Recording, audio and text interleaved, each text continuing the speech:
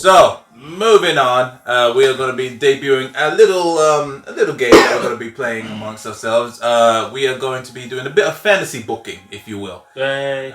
So what we're going to be doing basically is taking a, to have a start point of what's actually going on today, and then pretty much just finish it off. We can finish it off at one of the big pay-per-views, finish off to the end of the year, finish off wherever you feel like the feud, or wherever you think the feud should last and how long, and what particular point you want to finish it on. So yeah, all of us will be pitching our storylines, and then at the end of all our storylines, we're going to put a poll at the end, and then you guys will vote who think had the best storyline. Okay. And then obviously I'll reveal who got the best storyline in the next episode. If you thoroughly enjoy this storyline, look at this guy. As the debutant of the concept, shall go first with my one. So if you all don't mind, is that okay? By all means, set the precedent. All right, cool. All right, so I chose. My point that I chose was basically starting from just shortly after Super Showdown, going into Elimination Chamber. Okay, obviously certain things have happened that's kind of screwed this thing up, because I kind of started doing this storyline thing about 3 weeks ago, and then obviously a lot of stuff has happened, so it's kind of like tweaked. But just bear with me with this one. All right, cool. All right, so I'm just loading up. Don't fucking look. All right, so basically, it's coming up to Elimination Chamber, a few weeks from WrestleMania, but this time after Super Showdown, the men's Elimination Chamber does happen. All right, so I don't know if you remember that leaked if you remember that leaked poster where it had all the men in there. So you had Reigns, you had Strowman, Daniel Bryan, Nakamura, Corbin, and Robert Roode. Right, that actually still happens. Okay. Oh, okay. So it comes to Elimination Chamber. Roman Reigns wins. So whoever wins gets a title shot at Mania, as was originally advertised. But it was for the Universal title specifically. Yeah, it was for the Universal title. Yeah. All right. So Reigns wins. He earns a shot at Mania. After the match is done, the Fiend comes out and chokes him out after the match. All right. Chokes out Reigns. Yeah, chokes out Reigns. All right. So so that happens. Also in that same match, there's the tag team event. This tag team Elimination Chamber match happens, and whoever wins also gets a tag title shot at WrestleMania. Right now, the New Day are still the tag team champions. All right. Right. And then whoever wins, and the team that wins that match is the Usos. All right. So the Usos win. Yeah, the Usos beat the New Day, and they are. No. Because obviously there's no point. The Usos win the title. They'll win the right to go to WrestleMania. Yeah. Exactly. Yeah. So that happens. The New Day aren't in the match. No, the New Day were champions. Yeah. So So that happens, and then a title match happens for the SmackDown Women's Championship, and is Bayley versus Naomi. All right. But Naomi loses. And this time, when the match is done, Bayley walks to the back. Then the Usos come out and console her. All right. So they come to us. Yeah. So obviously, basically, who's married to which one? Naomi's married to Jimmy Uso. Yeah, Jimmy Uso. So obviously, mainly he's the one that's consoling her. But they both come out and just say like it's unfortunate. He gave you all that kind of stuff. They walk to the back. And then still Elimination Chamber. The Fiend has a rematch with Goldberg. A rematch. Yeah, he has actually a rematch 2 weeks later, and again the Fiend wins, completely decimates Goldberg, makes sure he does not come back, does the mandible claw, so blood's pouring out of his mouth, all this kind of stuff. That's all happening. Is he winning the title back, or did he not? No, he did not win. So that's what I say. It's a rematch. So So Goldberg is getting the rematch. Yes, Goldberg's getting the rematch. Yeah. So that's pretty much the last time you see Goldberg. That's it. Done. You're writing him off TV. You write him off TV. Make sure that he's done. So Elimination Chamber is done. Next night on SmackDown. Now obviously Reigns is bringing up. Obviously now he's gonna face Fiend at at WrestleMania. He says that he's to end the nightmares. I'll do whatever it takes to win at Mania and conquer the Fiend. All right. Fast forward for the next few weeks, Fiend keeps on doing typical mind games with Reigns until Mania. Is Reigns having matches in this time? Yeah, he's having matches in between. Doing pretty much on a winning streak. Just quick matches, filler matches, whatever. But during that, you see Fiend coming doing the Firefly Funhouse. Appearing behind him and doing his entrance. So typical mind games. Mm-hmm. But he plays those mind games, but Reigns stays strong. He's not Goldberg strong, like how as in whenever the Fiend shows up, Goldberg just laughing at his face, just fearless. But he's still mentally strong. All right, so he's kind of showing the fear, not Seth Rollins' fear. Right, yeah. But he's saying he knows what the Fiend is capable of, but he's being resilient. It's still he's not playing to his mind games. Amongst that, Naomi is still feuding with Bayley. She says she thinks she still deserves another chance. So they have that typical matches like Naomi and Lacey Evans versus Bayley and Sasha. Naomi wins, to earn her right to pretty much have a rematch at Mania. So that happens. So right now it is the Usos versus the New Day for the tag team titles at Mania. Reigns versus The Fiend at Mania. And then Naomi versus Bayley at Mania. First match, we're at Mania now, basically. Okay. We're at Mania. Naomi versus Bayley. She wins. Naomi wins. Yeah, Naomi wins. Champion. So she wins the title against Bayley after a hard fought match. She wins. And then fast forward, the Usos have their match. It is actually a fatal 4-way. It's been somehow in the midst, it turns out to be a fatal 4-way at the end. Okay, right? So even though the Usos earned their right, it's still become a fatal 4-way. Somehow. WWE logic. I'm also thinking in WWE logic, right? So that happens. So it's the Usos versus the New Day versus Miz and Morrison versus the Revival. All right? You chose specifically those two other teams to be involved. Pretty much, yeah. Right, they're pretty much the most relevant, strongest teams out there. Not the Lucha House Party and not the Heavy Machinery because I just don't like them. But so yeah, that would make sense, and I think that would be a good clash of styles to put on an awesome WrestleMania worthy match. Right. Yeah. You know what I'm saying? So that would make sense. But for the most part of the match, the Usos completely get wiped out. They're just just completely just gone for majority of the match. So it's basically a triple threat, effectively. So they fight amongst each other, and then out of nowhere, the Usos come back and they basically win the titles. They just pretty much just come out last minute, say they got decimated in the announcer's table, and they come back, do some crazy hot tag thing, and they basically win. All right, so they win their match, become the new SmackDown Tag Team Champions at Mania. So that's done. Fast forward up until the main event. Yes, the Roman Reigns versus Fiend match is going to be the main event at WrestleMania. Shock. So yes, it's Roman Reigns versus the Fiend. Everyone's obviously, us as fans, pretty much think, okay, this is another Reigns Mania match, which basically equals boring for the most part. So it's just run of the mill, which is quite. I don't know why it is. He puts on good matches at other times, but when it comes to Mania, they're not really memorable. Reigns and McIntyre, Reigns matches. Reigns and Taker, Reigns and Triple H, Reigns and Reigns and McIntyre. Taker is memorable, but not for the right reasons.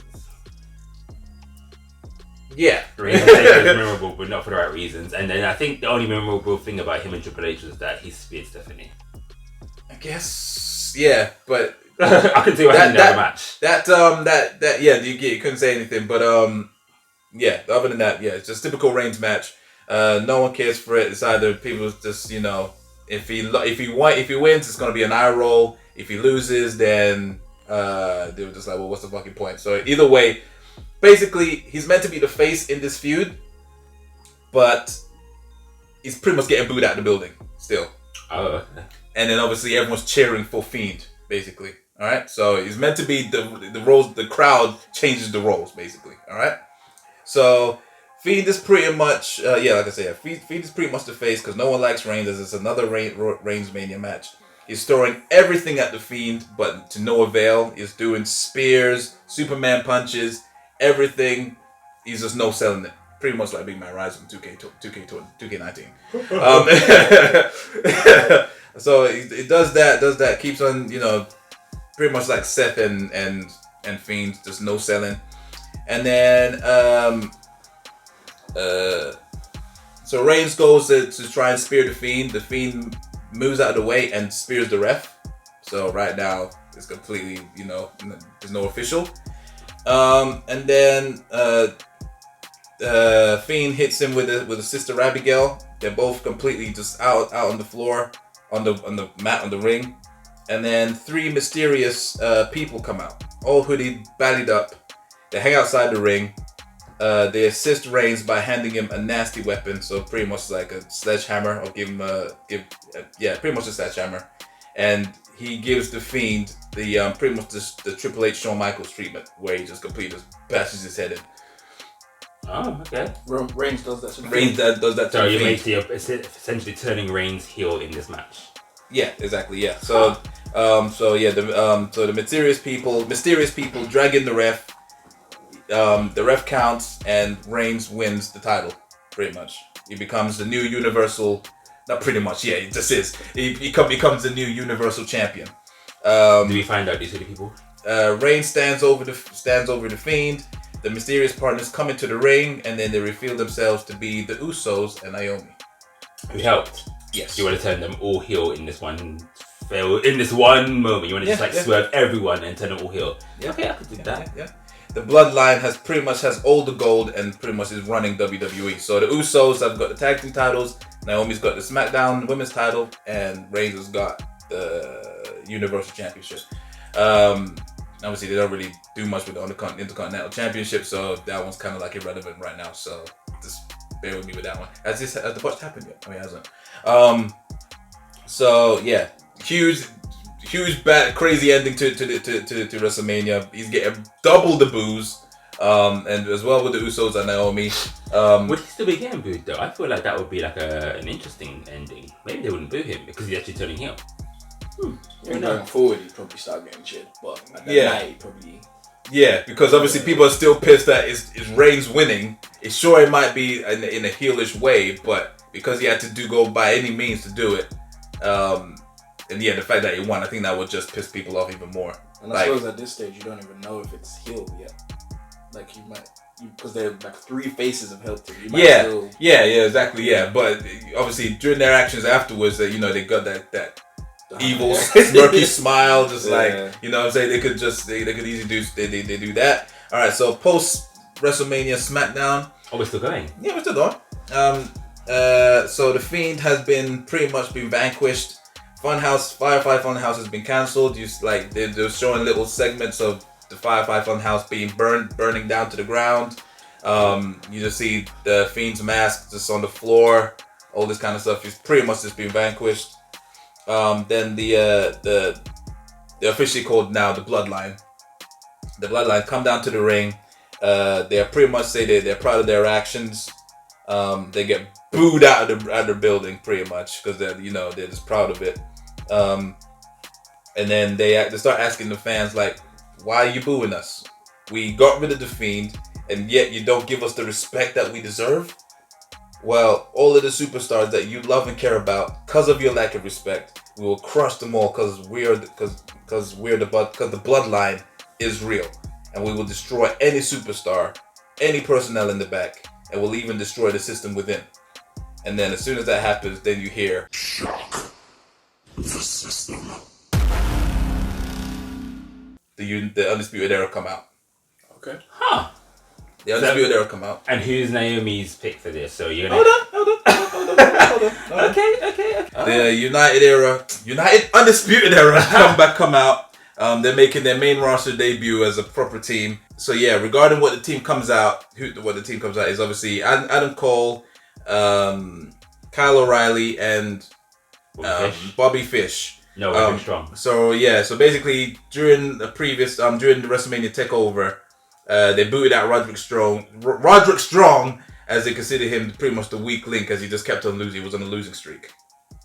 Huh. So they booed him out.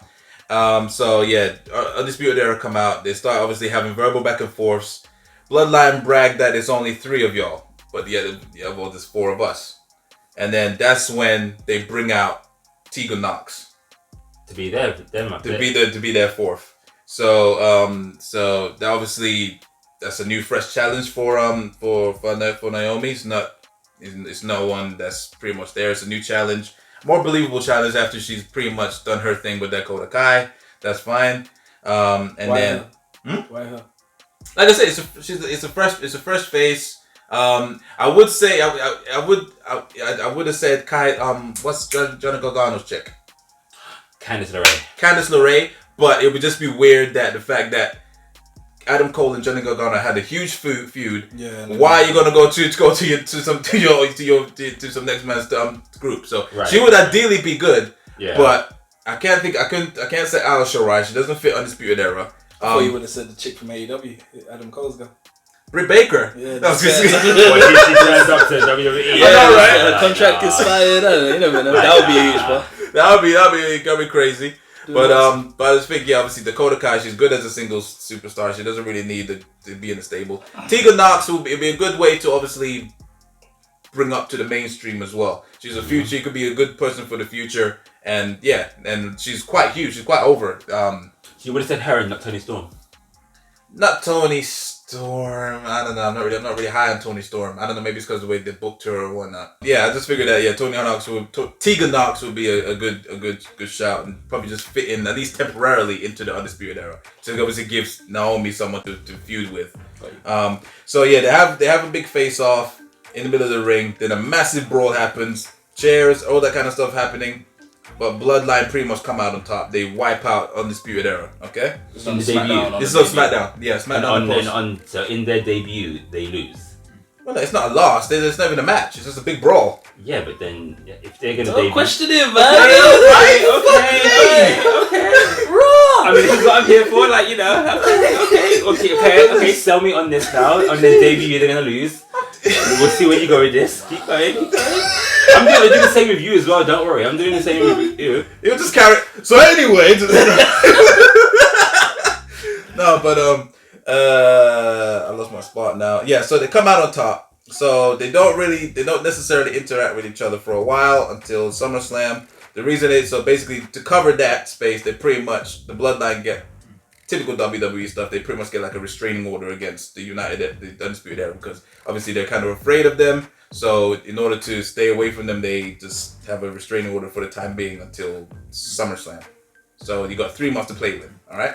Okay. All right. So because of that, they don't really feud with it. They don't really interact with each other. In between that time, Reigns. I'm going to focus on Roman Reigns right now. So obviously he's undisputed. He's the Universal Champion. So he's got 3 months to play with. So what his first contender the first person that he actually feuds with is Jeff Hardy for 2 months. All right. So when you say his first 2 out of the 3 it's going to be with Jeff Hardy. So they have obviously a couple pay-per-view matches and all that stuff. How does Jeff Hardy get in that spot? Does it matter? Not right now. It doesn't really matter yet. I think that's because obviously he just returned from his big injury. They give him a major push because right now he's going to be a single superstar. So they love Jeff Hardy. Most likely. I love Jeff Hardy, my favorite superstar. So yeah, like it just makes sense. He just walks up. He does a Reigns to Goldberg. I'm next. All right, cool. We're gonna feud. Right. All right. So he does that. Reigns comes out on top. And then for the final one here, he faces Daniel Bryan because obviously Daniel Bryan's doing his own thing at the feuding with other people, and then he's pretty much named to be the number 1 contender, pretty much. But then obviously Reigns comes out on top of that. I'm not going to go into too deep in that because this is so long. And then after that, I don't know. Let's say Money in the Bank was the last one before SummerSlam. Just say that, all right?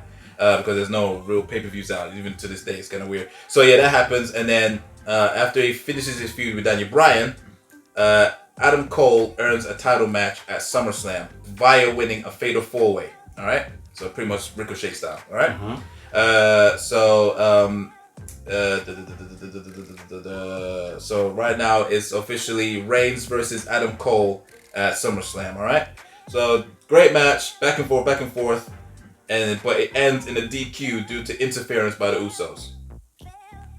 So Reigns No, Daniel Bryan wins, but Reigns keeps the title. Okay. Right. And then after he's still getting beat down by the Usos, the rest of the Undisputed Era come in, big brawl, end the show. All right. Through politics, then Cole has another rematch. He will get another rematch at Survivor Series. All right. The next one after SummerSlam. So would that be, in this case, the next pay-per-view after SummerSlam? Yeah, pretty much. Yeah, obviously there'll be a couple ones, but they're probably gonna do it. This is say they do with the Drew McIntyre thing, where they don't really have a match in between those two until SummerSlam. All right. Okay. So he runs to Survivor Series, and then obviously the Bloodline saying we're better than the Undisputed Era. You couldn't beat you couldn't beat us. You couldn't beat me on the best day. You couldn't beat all of us on your worst day. So Adam Cole pretty much pitches to him. All right, well if that's the case, why don't you face all of us at Survivor Series with all your titles on the line?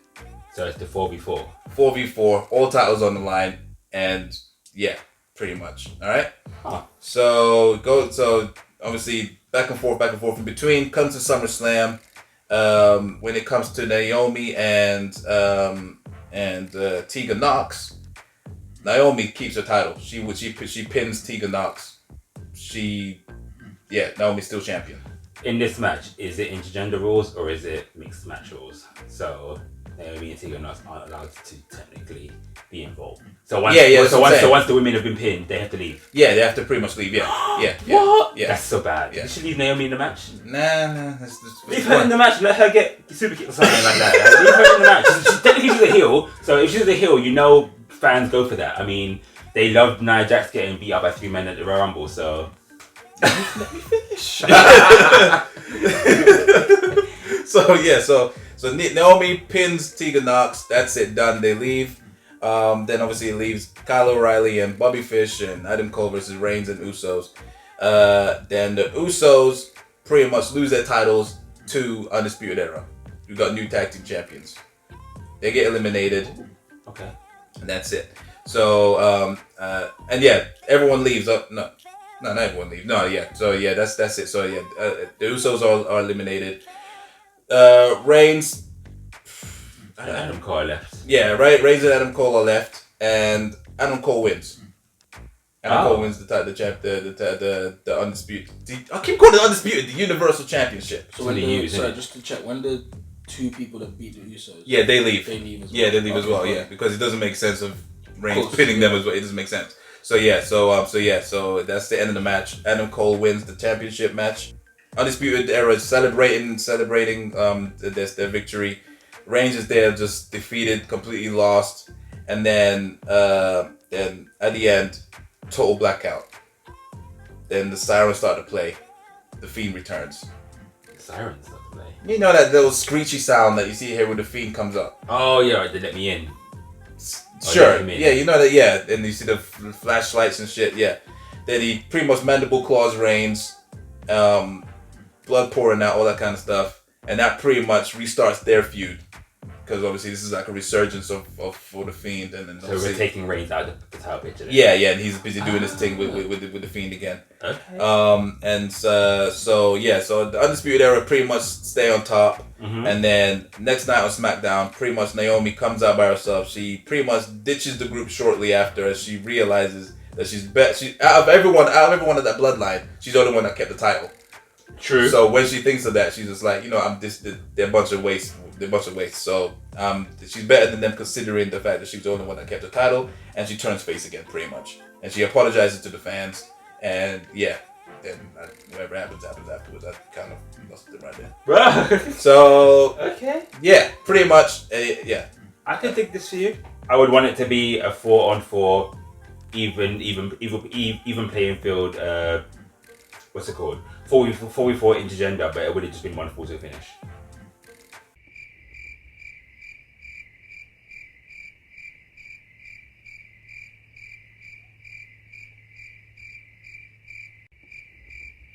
Man, you're just ruining it. Look at my lips. You're ruining it. Because essentially, like, if that one team has all the belts, then the other team essentially, once everyone wins, they just win their collective belts. Okay. And if you make it 1 forward to finish, and you make it more suspenseful, so it's like, okay, so all it is just 1 forward. So technically, I guess so. Yeah, that could work. if Tegan Knox loses, Shut the f up! there's just more like, okay, so now all the teams are kind of like, they can do that thing where they second guess each other, like, okay, so technically. But this also works because obviously. I didn't say it didn't work. I didn't say it didn't work. I just said that that's just my point. Okay, fair enough. I said it didn't work. I was here for it though. I would follow that story. Did you follow that? Did that make sense? Did it scan? Yeah, I thought it was cool. I thought it worked. Very intrigued with what happened to Naomi going forward. I was picturing it like, how did she speech that across to people? Because sometimes you get heels saying sorry and they just get booed. But I'd like to see that work and stuff. And the match, I thought it was a new concept. I liked it because it's different. I don't think it's been done before. Yeah, the bits that you fast forwarded through. Yeah, I'm curious as to what would have happened. So that, but the whole story I'm there for. I like that it dragged, but not in a bad way. Yeah, like it was lengthy, but it wasn't lengthy where it wasn't that you was constantly seeing. It kept people separated for a while. So when they did clash, it was a big deal. Yes, exactly. Yeah, that's why I said they put a restraining order till the next big pay-per-view, which would be SummerSlam, and then they could resume it until the next pay-per-view. Do every instead of just. And the big picture is you turned Roman heel, man. Exactly. That's what I'm saying. But you're right. Knowing the crowd reaction, they probably will flip and cheer him eventually because they got what they wanted to see him heel. But yeah, it's a big step that they are afraid to fucking I like the Bloodline stable because there's been fan talk about that. Yes. I don't even know if it will actually happen, but I like the name. I like the gimmick. Like it's perfect. So, I don't see why they story, man. Yeah, thank you. Well, yeah, I want to hear about your one. After you show me a little glimpse of it. I didn't show you a glimpse of that, man. All I did was scroll and he saw me scrolling. He didn't see anything. I didn't see anything, but I just saw a lot of text. But no, I'm joking. But yeah, let's hear this one. I want to hear this one. Alright, cool. And that's all we got for tonight, everybody. So, my thing is, you asked us to, I'm not going to say it again, but you basically asked us to look at the current state and do our own take on it.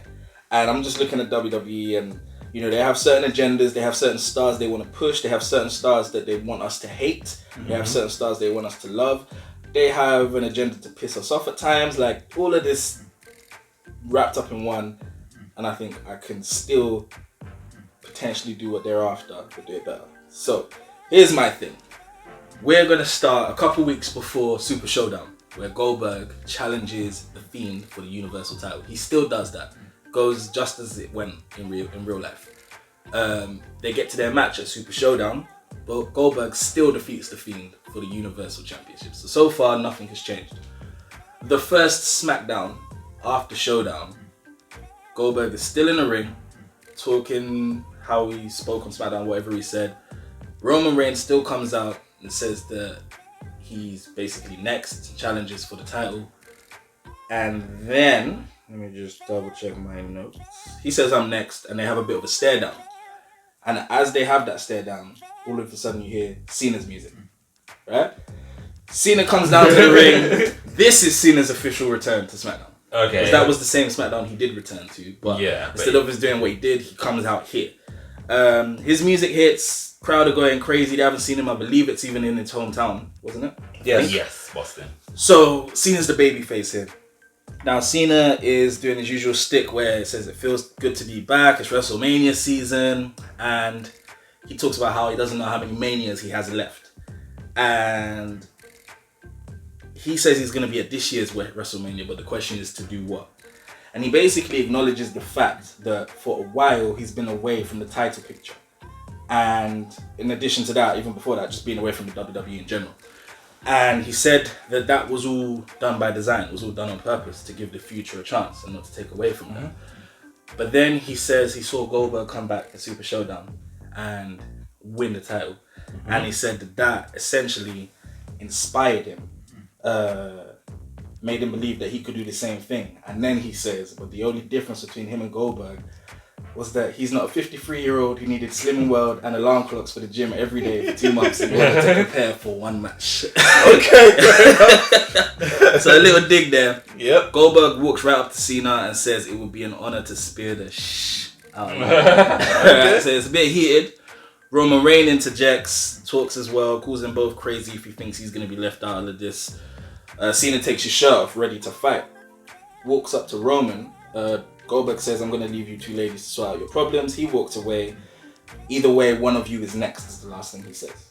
And then he leaves the ring. Cena walks up to the ropes and is like, kind of taunting Goldberg. Roman Reigns is right behind Cena gearing up and hits him with a Superman punch. And that's the end of the segment. Okay. So, after the commercial break, a graphic comes up on the screen for the night's main event. And it's Roman and Cena in the #1 contenders match for the Universal title. For the Universal title, and the match will take place at Elimination Chamber, not WrestleMania. As in, so whatever match they win, or this match that they're fighting for, their match is at Chamber.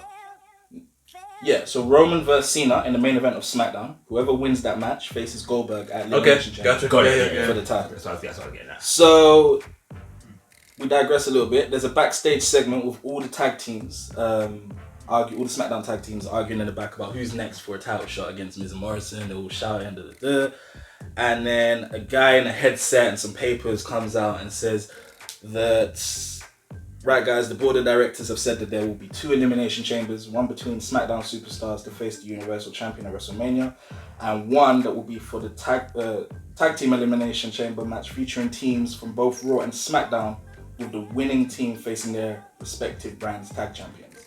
Announcements of who will be competing will be made over the next few days. So everyone's still talking and walking away. As Dolph walks off screen with Rude, he says, we'll take those titles like I took his girl. It looks like he's about to cry. Tucker consoles him as they walk off the screen, and the only 2 people left on the screen are Kofi and Big E. And Big E's in Big E mode. He's like, yeah man, we're gonna win the title, slap meet and all of that. And he's all hype. And Kofi's kind of distant, just looking into the air. And like Kofi then basically says that he reluctantly explains that he might think of going for the other Elimination Chamber and go for the Universal Championship instead. And Big E kind of just is like, no more energy, and he's like, okay. And then he hypes up again and is like, right, cool, let's do it, man. You're going to be the new WWE Universal Champion. And it's all hype. And that's the end of the segment. Later on that night, the Universal Championship Contender Elimination Chamber match participants are announced. It's Daniel Bryan, Shinsuke, King Corbin, Elias, Sheamus, and Kofi Kingston versus a returning Jeff Hardy. It's 1, 2, 3, 4, 5, 6, 7. So it's going to start off with a triple threat match. Oh, okay. So they've done that before. But yeah, it will start off as a triple threat match. The tag one will be mentioned later, like on Raw or something like that. So, it's now main event time. Cena vs Reigns for the first time ever on SmackDown. Winner faces Goldberg. Genuinely back and forth. The crowd are popping. At one point, Cena whips Roman into the corner and then attempts to run into him. Reigns sticks his foot up, knocking Cena down, who in the process elbows the ref, who's now dead. Cena gets right back on his job and climbs up, attacking Roman in the middle of the ring. He then, he puts him up in the corner and does the AA. Okay, yeah. Right. But what he does is after he lands the AA, he does that flip where he does another AA. Oh, yeah. Right? So, AA's Roman in the middle of the ring, does the flip thing, and then the lighting in the arena starts going out slowly, like how when the Fiend comes. Oh, yeah. Like in 3 stages, right? Lights come back on. Fiend, who has the claw. Fiend is in the ring now and he's got the claw down Cena's throat. And Cena's almost unconscious, still in the corner. He's not off his feet, but he's against the corner with the claw down his throat. And then the lights go out again. The lights come back on. Bray's nowhere to be seen. Cena's groggily walking away from the corner.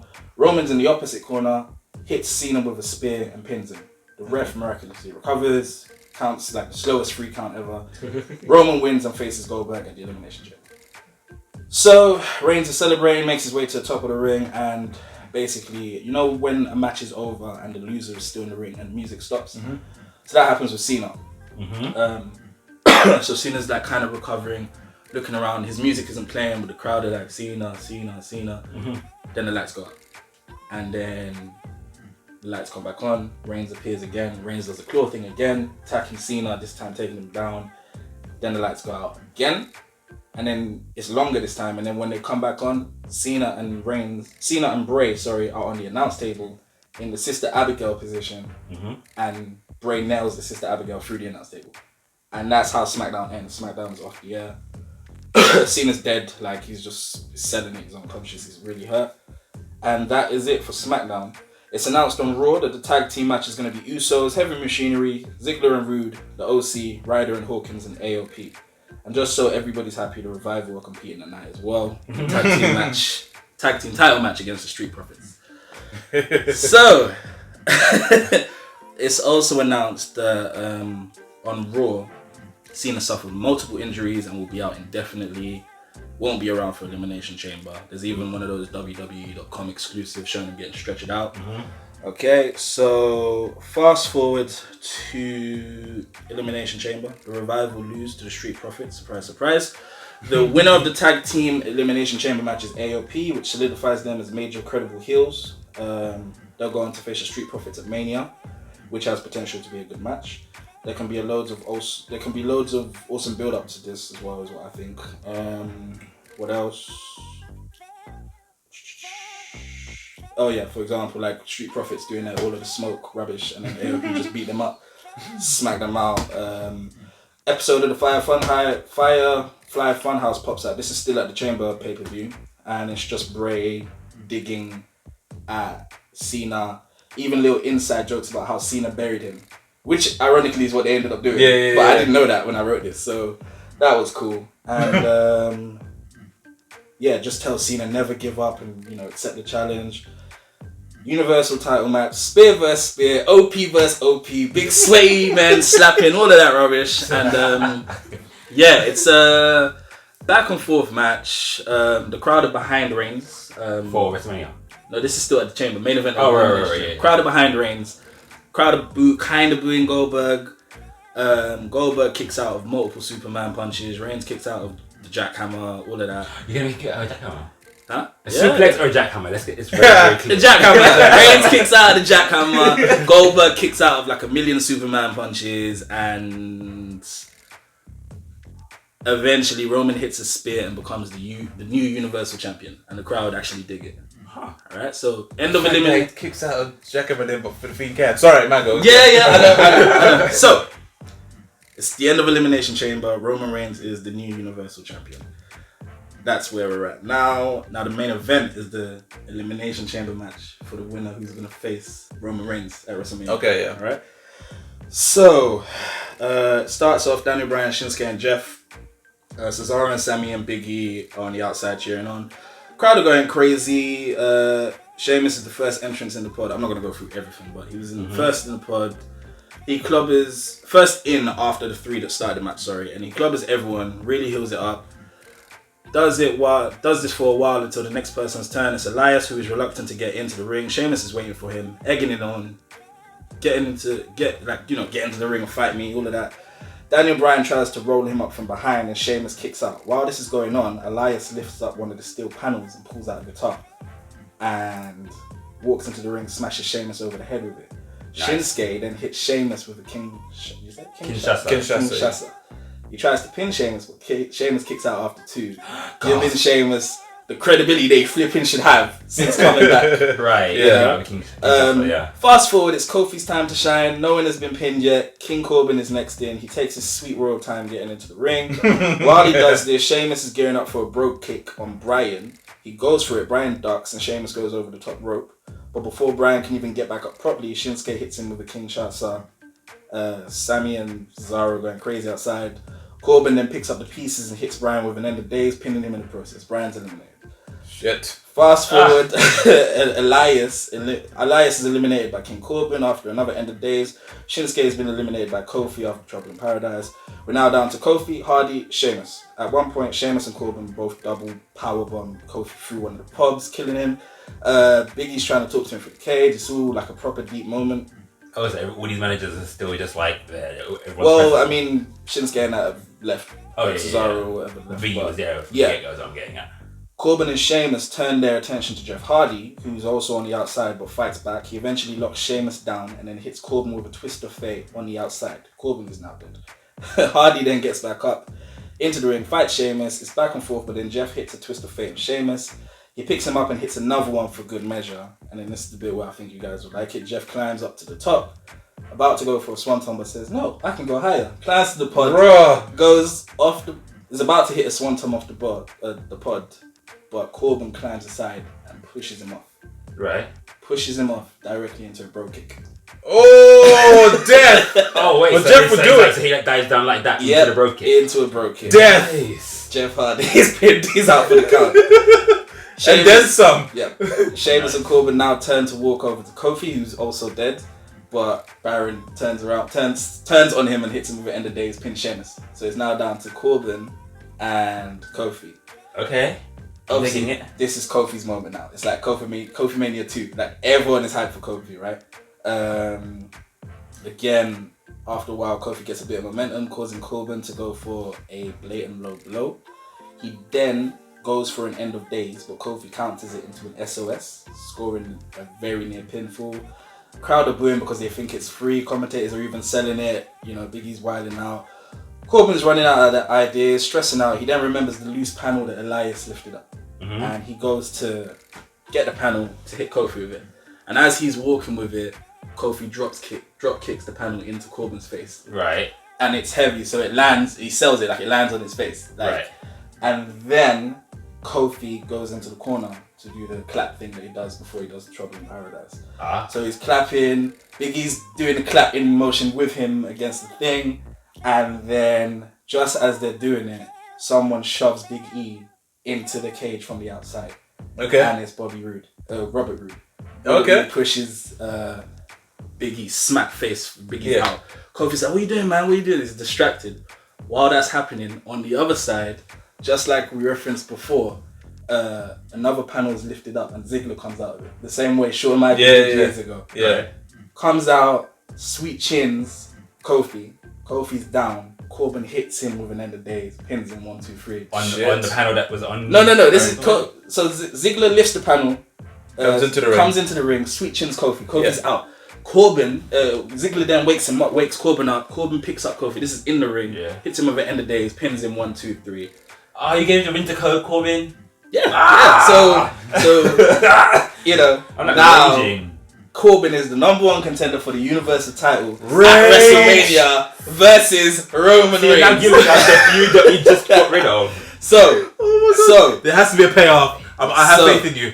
So that's where we're at now. Unfortunately. Now it's drive time.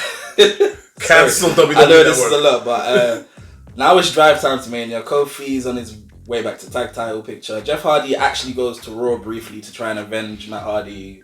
You know, but it doesn't amount to night and he comes back to SmackDown.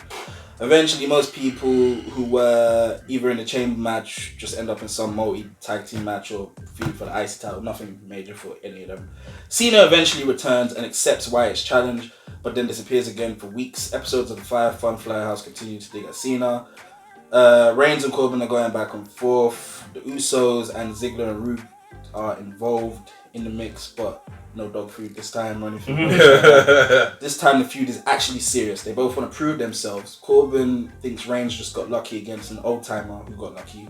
Reigns needs to prove that he still belongs in the main event scene, even as a champion, because he spent so long away from it since coming back from leukemia, blah blah blah. Corbin has a few digs about this. Not Dean Ambrose bad, but you know, little digs here. So it gets real serious, it gets personal. The go home for SmackDown before Mania is packed. Cena returns, calls out the Fiend. He does that. The lights go out and come back on. The Fiend is in the ring, but now no Cena. The lights go out again.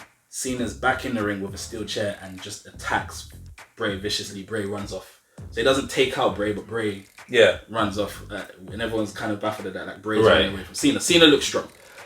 All through the night, we've seen clips of superstars, Hall of Famers, and even celebs talking about who they think is going to win between Reigns and Corbin. Really making this match way bigger than it should be. Right? And there's a face-to-face confrontation between the two has been advertised, right? Yeah. So it's going to be Roman and Corbin having a face-to-face at the end of the night. So they have their face-to-face. Roman's in the ring, calls Corbin down to fight. Corbin comes out with a mic along with Ziggler and Roode. And he's about to speak, crowd are just booing him. So he just tells Ziggler and Roode, just go to the back. He drops the mic, walks into the ring. And he does what everyone else, anytime something like this, they're always afraid to do. He actually just fights. They just get into the ring. They fight. It's mayhem. Yeah. Eventually, referees come down, try to separate them. Superstars try to separate them. At one point, Corbin's on the outside. Roman Reigns does that suicide dive thing that he does. It's going crazy around the ring, all around to the other side, to near the announce table.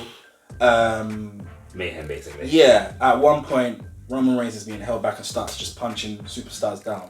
While he's doing this, Corbin's got some steel steps, smacks Roman with the steel steps. Takes the stuff off the announce table, gets on the announce table to try and put Roman through it. He sets him up for an end of days. Roman Reigns reverse it last minute, Samoa drop through the announce table. They're both out. That is the close to SmackDown. No one's music paid. It's not that Roman got the momentum, they're both just out. Yeah. Okay. You know, that's it. SmackDown's done. At WrestleMania, the Usos and Ziggler and Roode have a match. Usos win, but get attacked after the match. Roode does a glorious DDT. Like, he pulls the, what do you call it? The carpet on the outside. Yeah. Pulls that glorious DDT to one of the Usos. Jesus. On there? Yep. Yikes. The other one gets attacked with a steel chair by Ziggler. They're both out for the count. So, it's The Fiend versus John Cena. Great match, back and forth. The Fiend wins. Alright? And now it's kind of done in a way where Cena can ride off into the sunset. It's implied that Cena's done. Like, he has his moment, bye to the crowd or whatever, but Fiend wins. Fiend does not lose. Right. Main event, Reigns versus Corbin. Corbin gets the huge royal entrance. Like, there's a choir singing his theme song. You know, like that. Like, he's got his scepter, he's on a chair, Ziggler and Roode are by his side. Like, it's like he's literally a king, comes down to the ring. Roman Reigns comes down like Roman Reigns fashion, but he actually does the old Shield entrance, comes through the crowd. Sick, everyone's for it. And yeah, they have a sick match. Again, obviously everyone's for Reigns, no one's for Corbin. It's a back and forth match. At first, Corbin has some momentum, then momentum swings to Reigns' way. Just good main event. And then, at one point, remember I said Roode and Ziggler on the outside. Yes. Throughout the whole match, a whole lot of hijinks throughout the match. Eventually, Roode gets onto the apron as Roman's in the corner about to do the spear. Roman punches him, knocks him down. Ziggler's on the other side, Roman makes his way to the other side at some point. Ziggler pulls him by the head. The referee sees this and does that whole thing where you send him. Pops. Ejection. Yeah. Seems to be a really big thing. So like that happens. Yeah. Ziggler's going away. The referee's telling him to get out. While that's happening, Roode hands the scepter to Corbin. Corbin smacks the hell out one time, just one major shot to Roman as hard as he can. Like, we gotta check Roman for CTE, it's mad. And then, on top of that, Corbin then hits End of Days on Roman. 1, 2, 3. You had Corbin wins at WrestleMania for the Universal Championship. Cancel WWE Network again! WrestleMania 2. This is your payout. Are you like a Corbin mark now? No, I'm not a Corbin mark. But I'm saying, look, WWE's agendas is to try and I'm trying to look. If Vince has a way he wants to do things, I'm gonna do it his way, but do it better. Because in the process, I'm pissing people off. I'm making stars. Yeah, So Corbin wins at WrestleMania, becomes the champion, and that is it. What? The first SmackDown after WrestleMania, Corbin has his royal coronation celebration, blah, blah, blah. And no specifics here, but just like when it's the first Raw after WrestleMania, first SmackDown after Mania, something's got to be big. The person who comes out to challenge Corbin, Keith Lee. Oh, okay, there's the payoff. He comes out, he comes into the ring and actually attacks all three of them. He takes out Ziggler, he takes out Roode. He hits the spirit bomb on Corbin, and then Roode and Ziggler pull Corbin away. And SmackDown closes with Keith being on top. His coronation or something like that. The Royal Coronation. Yeah, just something like a championship celebration. Yeah, what they usually do. Yeah, what he was usually doing. The Corbin coronation. And then he did it the other day, didn't he? Didn't he have one for after winning King of the Ring or some shit? Yeah. I don't know, but I think he had that. That is it. So yeah, we, instead of having Reigns and Goldberg at WrestleMania, we have an elimination chamber. We don't need to waste time on that. We do the pissy thing where we make Corbin go over, but then now he's going into a feud with a new star that everybody can really get behind. you've got someone who everybody really hates and everybody really loves. Yeah, that's it. So okay. I was not expecting that. I dig it, but in the same breath, I'm so kind of like, you let Corbin go over. I was like cringing at that. Like, give him. I mean, look, it's a credible heel, man. Like, he is, but in the same breath, it's Corbin. It's like, yeah, can you imagine that heel Yeah, victory at WrestleMania? Yeah, for the title. But then would you have made their match the? Did you say? Wouldn't have been the main event. No, the main event. I would have made it Drew and. I was about to say because that would stink up the crowd, man. I thought about it, but I just thought that's just disrespectful to Drew and Lesnar. Drew won the Royal Rumble. He should have the main event. Yeah. But then last year, Seth Rollins I know, won the Royal Rumble. but And he was this is in the still- opening match. So. But that is because of the women's thing, so that's different. Yeah, so I'm gonna do things the right way. It'll be Drew and Lesnar main event because I feel that needs heat. You know, I put the Usos. Actually, Becky Lynch won the Rumble too. That's what I'm saying. Yeah. There you go. I put the Usos in that match just so they could be taken out, so they weren't able to Yeah. beat Romans. Yeah. Oh, okay. You know, and obviously there's a lot of swaying there. At one point, you thought it was all about Kofi. Do you know what I mean? Yeah. Like, that was the whole point. At one point, maybe even about, because what I didn't mention is Jeff Hardy was supposed to be the favorite in the Elimination Chamber. Okay. Yeah. Right. But yeah. Because I was expecting when you said about Kofi and then the Big E thing, I was like, oh shit, is Big E gonna start? He's gonna turn. Well, that's on the other thing. I wanted people to think that as well. Yeah, So yeah. it's like it's setting up these little things because that's what television is, man. You want to think is Big E gonna turn? Yeah, because if you think in WWE, they don't be subtle with things. They usually 0 to 100. Yeah. Oh, So we lost the that match, was I hate expecting. you. Like, So I was expecting that 100% you're gonna do. Okay, it's Kofi against Big E. He's gonna cost him the chance of the title. So, but yeah, that it will definitely get a lot of emotion from people. Whether it's because they genuinely just absolutely hate him and they think they should cancel the WWE network or just. Yeah, but that guy. And you sold it as only up until just basically the night after WrestleMania. Yeah, so I pretty didn't much, take yeah. it. So this one went all the way to Survivor Series, Yeah, it's and fine. you're only just up to WrestleMania. yeah, but That's he went all the way to Survivor Series and said his story in like 3 times quicker. Yeah, So, pretty much. I just Oh skipped yeah, the like, part. the story was like intense. It's like, okay, so I have to But cut yeah, that. it was still Bear with worked me though. Yeah, that was clean. I like it. I can imagine that, especially with Eddie with Keith Lee. Are you mad? I'm waiting. He's future WWE champion, man. 100. Yeah, I do. I'm high on Keith Lee, but then it's like again, like I feel like will be main roster take to him the way that NXT. No, but obviously, if this was in USOS world, hell yeah. But right now, if it's because it's WWE, I shit my pants if he does go to main roster. But then again, now I don't like calling it the main roster because NXT is officially a third brand. I don't think you have to go to those two. Obviously, there's a couple of exceptions with Shayna Baszler, but like I said, when she was on Raw, it still had the NXT banner on it. So I don't know if she's gonna quickly go back after Mania. I don't know what's going on. She's in a main roster match for no reason. She's in, yeah, of course. But I just don't like the fact that it's still being called a developmental, and you're not really considered. You're not really considered unless you're up on Raw and SmackDown. The shit shows. When you're on the most superior show. Everyone knows that, so it doesn't really make fucking sense. I don't class it as developmental or the non-third brand. It's a third brand, yes. Right. Fucking number 2. Yeah. But yeah, this is my opinion. But yeah, I know you're gonna what look to me for some kind of title. Like, you know how hard this was to kind of anything because like WWE is so bad right now, but they want me to kind of like freeball a storyline of stuff. These guys had time to do all this. Yeah, I did not do this homework because WWE is so bad right now. So lame excuse. No, it genuinely is. Like I told a story in the last one about look what we did. We took a pile of shit and made it into credible gold. All I could do is that again I would just focus on what I care about. So I would do the women's storyline. I'll figure something out or whatever, right? So from what I can tell, I was like Aiden. So unfortunately, I have to deal with. I'll make it a Raw storyline, whatever. But it's like I have to deal with the fact that Baszler bit Becky Lynch and kind of nothing came that whatever it is what it is.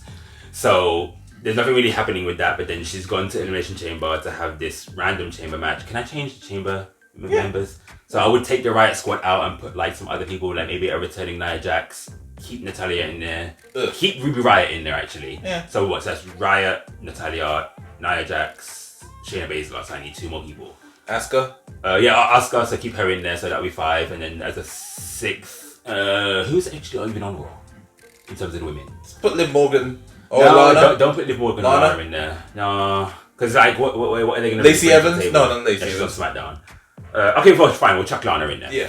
Or whatever. So so if you're gonna have it as the match like that, it's a way to kind of, I guess, make everyone seem credible and whatnot. But essentially, Shayna Baszler's gonna go over. Nothing special about that match. I can't even think of what they would, what they could offer. Okay, maybe. So we spoke about this before. If Shayna Baszler comes in at the number 1 spot and basically eliminates every single person, makes her look strong. Yep. Cool. We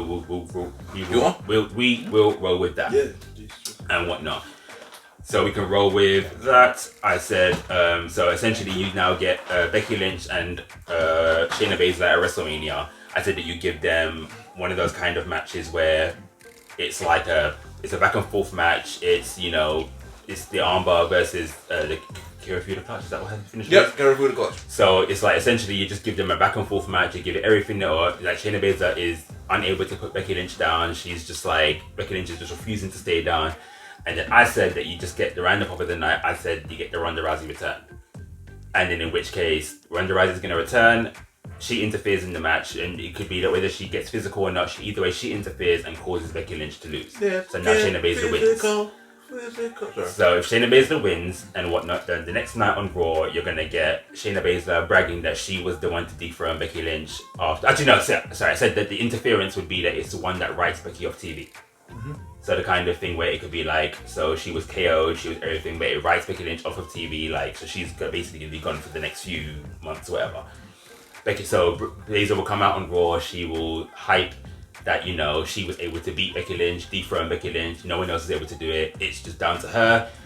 And then I said that she's obviously going to get interfered by someone, so the typical thing here would be, let's just like give everyone what we know we're going to do, we'll throw Charlotte out there. So Charlotte will be the one that walks out. Just randomly? Well, she would be the one that she won her NXT Tag Championship at WrestleMania. Mm-hmm. So now you've got Shayna Baszler saying that she dethroned Becky, she's technically the better one. Charlotte was unable to do that, but Charlotte also won the title.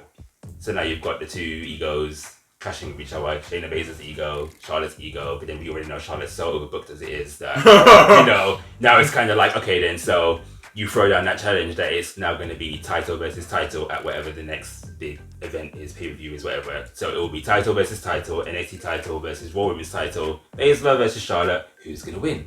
And because they're both so overbooked, you're kind of like, it could be either one. Like, how both heels? Like what we got? Huh? Are they both heels at this point? Charlotte's never a complete heel. She's like a kind of, she just Yeah. does whatever she does. Yeah. Shayna Baszler is a heel, but then Charlotte is she does whatever she does. So Charlotte, you can't really I can't put her in a box, so to speak. But I said for that match, again, you give them a really good match, but then the idea for their match, they fight to a no contest because of Duke and Shafir, who are the other 2 horsemen. Shayna Baszler's bitches, yeah. Yeah, so they will interfere in that match, and it causes that match to just have the no contest. So that way, both people keep their titles. You know, either way, you put them both over in the match and whatnot. Overhyped women, but they keep their belts at the end of the day. Okay. So then I was like, okay, cool. So they fight with the no contest, but then I said that after the match, they will still all attack Charlotte, and now all 3 women stand tall. The 3 horsewomen look, well, 3 of the 4 horsewomen look strong.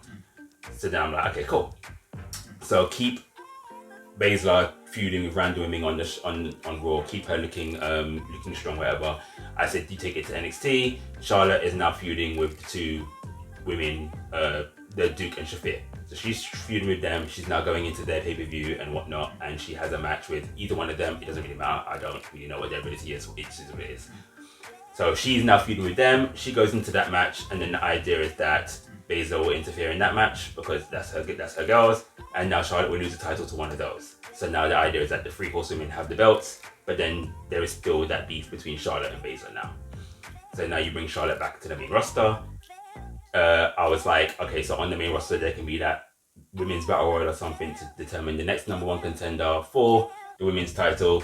Charlotte is going to enter that. Charlotte's going to win. So now you've now given them a reason for that match to happen again and whatnot. So Charlotte and Baszler are still feuding. They've still got a beef, and they're like really trying to go at it. At the next pay-per-view, which I didn't say which one that was going to be, but I'm assuming there's like, what, 2 or 3 before you get to Money in the Bank? Yeah, I'm sure. Yeah, So I was like, at the next pay-per-view, you get what's it called? So it's Baszler versus Charlotte and whatnot, and in that match, you're gonna get Duke and Shafir, who are gonna interfere, but you're not. They're gonna interfere to the extent where you think that Baszler's now gonna win, but then now you get a returning Becky Lynch to help out Charlotte. But in this case, Baszler is still going to win and whatnot. So it could be that thing where there's like a chaos moment and whatnot, but Becky Lynch is now in the mix.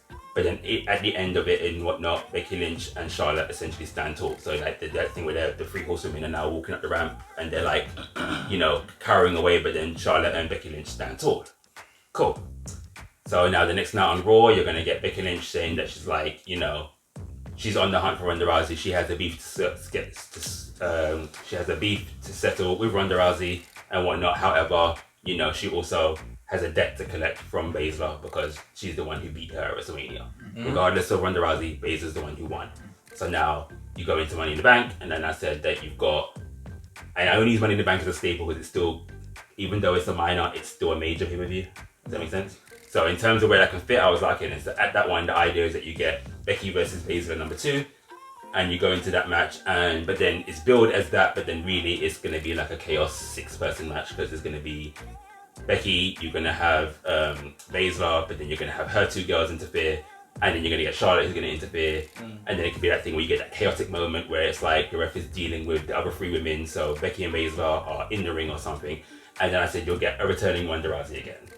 Okay. Who then, you know, she can take out Becky Lynch again, causing Baszler to win, so she's still on top, but then now you're going to get the beatdown of the 4 horsewomen against Becky and Charlotte. And whatnot. So now the four horsewomen for UFC, they stand tall over Becky and Charlotte. That's closing that segment. Yeah. So I said the next night on Raw, you're gonna do that thing where I'm gonna be like Becky Lynch and Charlotte are gonna seem like, okay, then so they need their reinforcements. They want what they want. They all have their own issues to settle. Blah blah. It can be made official that Ronda Rousey is returning at SummerSlam. So she is officially like set to be on that night in some capacity. And then she's, what's it called? So now you get the thing where Becky and Charlotte issue the challenge for a tag team match, but in this case, the 4 horsewomen say you either get all 4 of us or you get none of us. So you're going into that match as a 2-on-4. So it's billed as a 2-on-4, but then obviously we're all thinking, okay, but Charlotte and Becky Lynch are also part of 4 horsewomen, so where are Bayley and Sasha in all of this? They could be doing their own thing on SmackDown, whatever it is. But then it can be that thing where the next few weeks is your build up for, you know, Becky trying to recruit them 2, or Charlotte trying to recruit them 2, but then Bayley and Sasha want nothing to do with it. And I'm gonna say that again. I think there's a pay-per-view between Money in the Bank and SummerSlam. So at that pay-per-view, it can be Bayley and Sasha doing their own thing. Maybe they're going for the tag belts, whatever they're doing. And I said that the 4 horsewomen would interfere in that match. Extreme Rules. Yes, so therefore, if it's going to be that they're going to be going for a tag team match, maybe they can have a ladder match or something like that for their one. I said that Duke and Shafir, maybe even Baszler as well, will interfere in that match and whatnot to now prompt them to now have the 4v4 at SummerSlam. Okay. So essentially, SummerSlam ends with your 4v4, but I didn't say who I thought would go over. Because I don't know for that one. It's a hard one for me. Okay. But as far as I know, my 4v4, my 4 horsewomen versus my 4 horsewomen, that's essentially what I want and what I've been waiting for but haven't got. But in terms of who would go over or who to win, that I do not know. Because I'm here for the UFC women, but 4 horsewomen are kind of like, it's WWE. Do I really want the UFC people to come in and beat them? So it's a big deal. I think that's definitely a match a lot of people want to see that think will never happen. Right, but then it's like, it's just about just build it up and build it up well. I don't even think I built it up well, but it's something. And because I didn't even do the homework, but it's just something to freeboard on top of my head right now. It's like, okay. But then essentially that's my payout. 4v4, 4 horsewomen versus the 4 horsewomen. Yeah. I'm here for that. Yeah, I remember that was at one point the initial plan that they were going to do it for Survivor Series, at least. Regarding the 4v4. Yeah, I did hear because they actually had a little face-off, didn't they, at one point? On NXT, outside, on NXT. Oh shit, did he win it? I think it was doing that. I think this is the one where I was thinking that. I think this is the one where he thinks he's won it and then. Yeah. Oh yeah, that was it. And then somehow. Yeah, I remember that. Yeah. Because it wasn't the right ref. Yeah, that was it. I thought that was Roadblock or something, but I think this is it. No, Roadblock is when he faced Triple H. And just didn't fucking. But yeah. When did he actually win it then? He won it. He cashed the Money in the Bank. Yes. I remember this match. Yeah. And that was the night where every one of the Shield members actually held the title. Yeah. It was Roman Reigns. He lost to Seth Rollins, who then lost to Dean Ambrose. No one talks about that. Roman lost clean to Seth. I know. Yeah, it's weird. He got caught in a pedigree in it in the sphere. Yeah, that's mad. Yeah, I'm digging that one. That's clean. Everyone came up with some good ones. 4v4. Yeah, that's cool. So we got the Horsewomen battle. We got the Universal title picture / Scene of Fiend, and mine is pretty much the Bloodline against the versus the Undisputed Era. Big flipping deals up here, man. Big flipping deals. Vince, come on, book something. Book, come on, holler at us. Holler at us, man. I mean, trust me. I tried to kind of put out my inner Adam Blampied and just go through it. You know what I mean? So, yeah, of course, man. Yeah, that was clean. But yeah, since you've heard all our storylines, what do you think? Who do you think has had the strongest storyline, and which one would you rather see on WWE TV? Would it be my one with the Undisputed Era versus the Bloodline? Speaking of, we got Roman Reigns on TV right now. Would you let's see Big Man Rides with Roman Reigns against Baron Corbin? Or would you rather see the four horsewomen of the MMA world versus the four horsewomen in WWE? Let me know. Leave your comments below. I'll also put on a poll as well, so make sure you see that. I think it should be up on the right screen. So. Yeah. One of these. Just make it. Let them drop comments on what they would book as well. Exactly. You know, of course. You would do. Yeah. What would you do? How would you book with all the goings on right now in WWE? The shit show that currently is WWE. Or who knows? You might be actually happy with what's going on right now. You know, there are the couple there are the 2% out there that please 2%ers. Let me know what's your thoughts. The 2% who genuinely like what you're getting right now. Exactly. Holla at us.